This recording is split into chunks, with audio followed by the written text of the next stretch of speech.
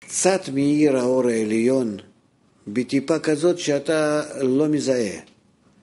ופתאום האדם מגלה, שיושב ממש במעגל שלך או מה, דברים זה אצלו מתחיל להתקשר.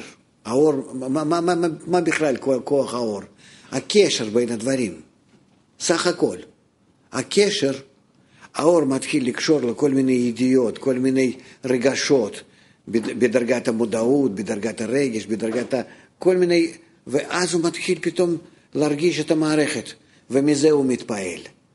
אנחנו לא מתפעלים מדבר אחד, מקשר בין הדברים, היחס ביניהם, זה נותן הרגשה, זה כמו במוזיקה, תלחץ על איזה שם, קליט, כן? ומה יש לך?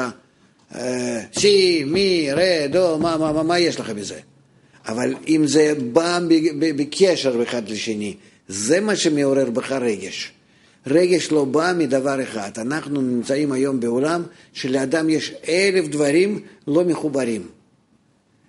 תן לו קצת אור, והאור פועל רק לחיבור, לא לבירור של כל דבר ודבר, אלא לקשר ביניהם, לבירור הקשר ביניהם. הוא נדהם מההרמוניה. מזה באה התפעלות לאנשים במעגל.